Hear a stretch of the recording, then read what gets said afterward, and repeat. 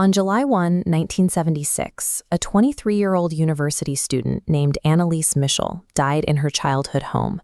She weighed just 68 pounds. Surrounding her were her parents and 2 Catholic priests who believed they had spent 10 months in a physical battle with the devil. This tragedy served as the inspiration for the movie The Exorcism of Emily Rose. But the true story reveals a reality far more unsettling than the Hollywood version. In 1978, the German state brought Bo's priests and parents into a packed courtroom to face charges of negligent homicide.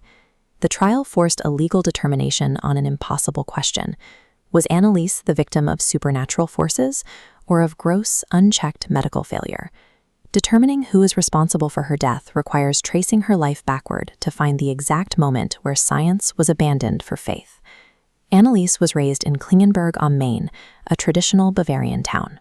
Her upbringing was defined by a strict, devoutly Roman Catholic household, isolated from the modernizing reforms of the Church. At 16, this routine was shattered by a severe convulsion and a subsequent blackout that led to her first hospitalization. Clinical tests led doctors to a diagnosis of temporal lobe epilepsy, a condition where abnormal electrical activity in the brain causes seizures and memory loss. For 5 years, she remained under medical supervision, taking anticonvulsant medications to stabilize her brain activity, yet her condition only worsened. The data shows a terrifying divergence in her health. While her physical seizures eventually flatlined, her psychological symptoms, including severe depression, paranoia, and visual hallucinations, spiked uncontrollably. After years of failed treatment and dismissive psychiatric care, a medical vacuum formed, one that her family's traditional religious dogma was perfectly positioned to fill. By 1973, her hallucinations took a darker turn. She reported phantom stenches of burning feces and heard voices telling her she was eternally damned. She soon developed a violent aversion to religious objects, claiming that the touch of a crucifix burned her skin. Her behavior descended into total psychosis. She barked like a dog under tables for days, ate coal and live spiders, and licked her own urine off the floor. Medical science identifies these actions as symptoms of epileptic psychosis, where chronic seizures trigger long-term paranoid delusions and detachment from reality. The Michel family, burdened by generations of religious guilt, viewed this behavior as absolute proof of demonic possession, bypassing the psychological explanation entirely. With the family convinced that the problem was spiritual, the Catholic Church officially approved the use of the Roman ritual, assigning Fathers Alt and Renz to perform the exorcism. Over the next 10 months, Anneliese was subjected to 67 separate exorcism sessions, some lasting up to 4 hours, held twice a week. This cycle illustrates Geschwin syndrome, where temporal lobe epilepsy intensifies religious obsession. Her environment provided the script for her delusions. The priest's constant performance of the ritual acted as confirmation bias, validating her hallucinations, reinforcing the very psychosis they were trying to expel. The physical toll was absolute. Anneliese eventually refused all food and ruptured the joints in her knees from performing thousands of obsessive genuflections.